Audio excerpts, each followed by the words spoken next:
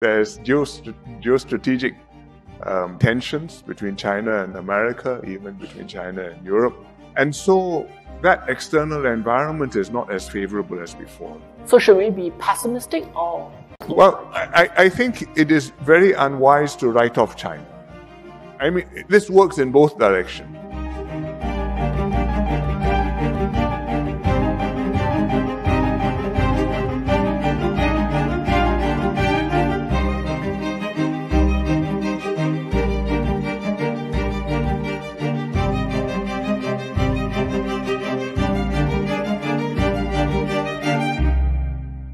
A lot of discussion has been on China's economy. And the government has recently announced a series of stimulus package. Yes. What's your assessment of China's economy? I think that the stimulus packages will be helpful in boosting confidence and then perhaps stimulating demand to the extent that the money will be spent, and then there'll be some multiplier. But I think inherently at this phase, China's economy will grow slower than it used to. It used to grow 8-10% a year, sometimes even more than that. Now, if you can sustain 5% per year for another 10 years, I think you are doing well. And there are fundamental reasons for that. First of all, you're already more mature. It's not so easy to keep on just transforming yourself. The labor force is not expanding anymore. The total population has peaked. The workforce, working age population has also peaked. Secondly, I think with the external environment having turned less favorable, there is geostrategic tensions between China and America, even between China and Europe.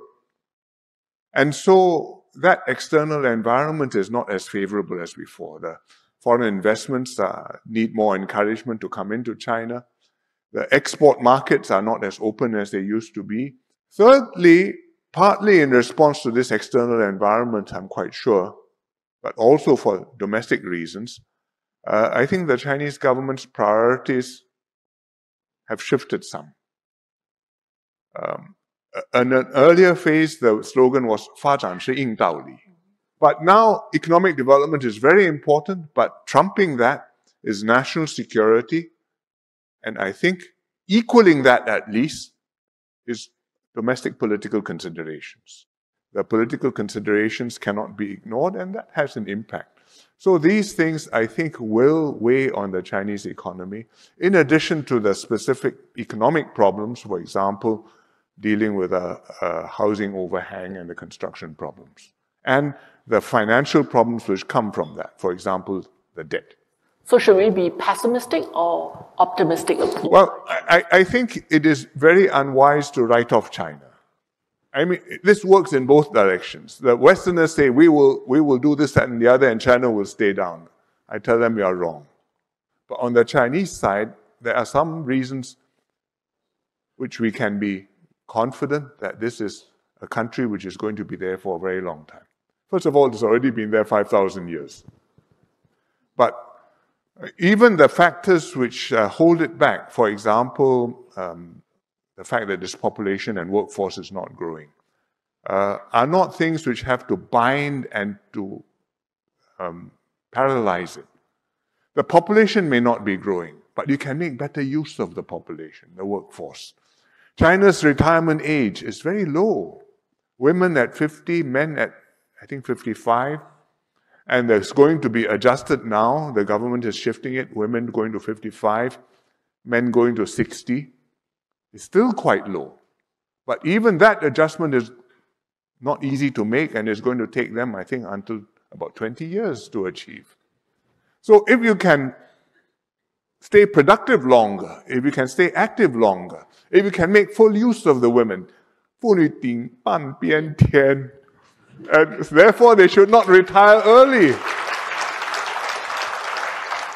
So that is one major source of growth capacity. Another one is the rural population. China has been urbanizing very systematically. Every year, about 1% of the population, 15 million people have been moving from rural to urban, to the cities. But still, 35% of China's population is rural.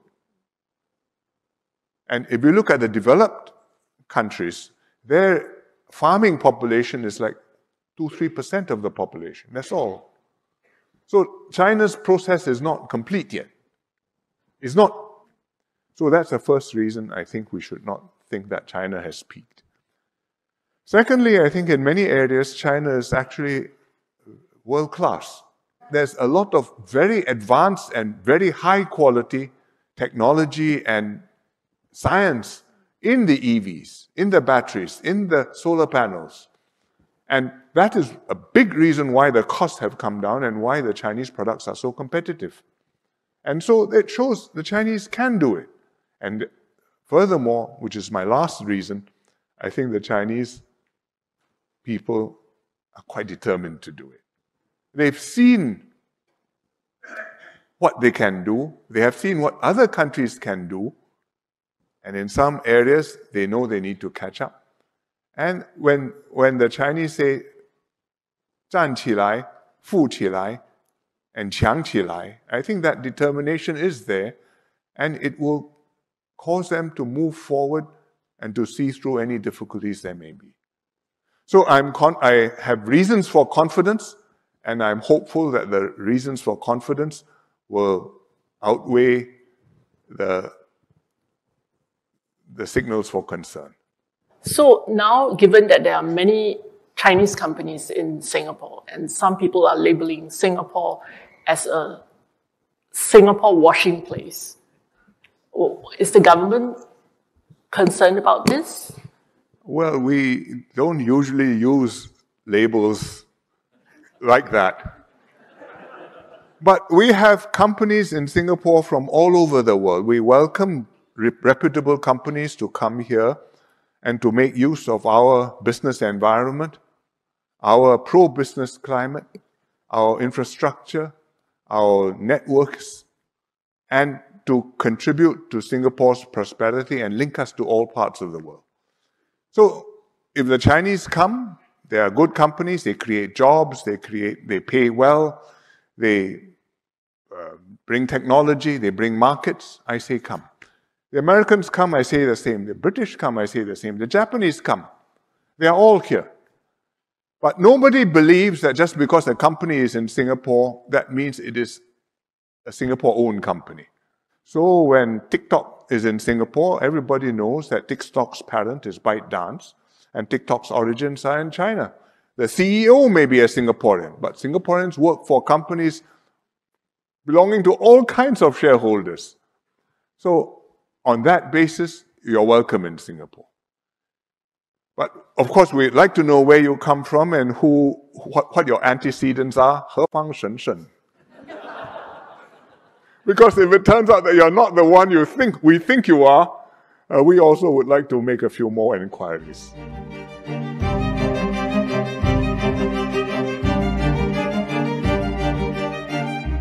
It is necessary to have conversation, but it's also necessary to be able to make the accommodations and to take steps together which can gradually build trust and resolve difficulties. And one of the difficulties is, because of China's size, sometimes China will feel, but the other countries are doing it, why can't I? And the answer is, well, what to do? They are small, you are big. And when you are big, you have greater influence, but at the same time, there comes with it greater responsibilities and the need for restraint. Because in a world without an international order, then 弱肉强食, the weak are eaten by the big. And it's the law of the jungle. As Thucydides says, the powerful do what they will, and the weak suffer what they must. But if the world were like that, everybody is worse off, including the powerful ones, because they will fight each other to the death. So, the great countries, the big countries, have to have a certain self-awareness and restraint and say, well, I'm entitled to this if you consult your lawyers and the international law, but I restrain myself. I'm not only aiming to be stronger than others, but to be accepted, respected, and if possible, to have others also admire me and want to have me as my friend. And I think that's a process. 如果说是哈里斯当选，或者是特朗普当选，你觉得在处理中美新三边关系当中，哪一个更容易一些？容易一些，对，容易一些，对。我想都很困难。No, let me explain. I speak in English because I want to speak very carefully. The elections are in 3 weeks' time. I think the hostility, the tensions between China and the US are not personality-based. There are forces, there are deep attitudes which are formed on both sides, and a social consensus on the American side that China is a challenger, a rival, even a threat to America in the long term, potentially. And on the Chinese side, a very deep conviction that the Americans want to stop us from matching them, certainly would not allow us to overtake them, and even overtly say that they would prefer us to be behind them.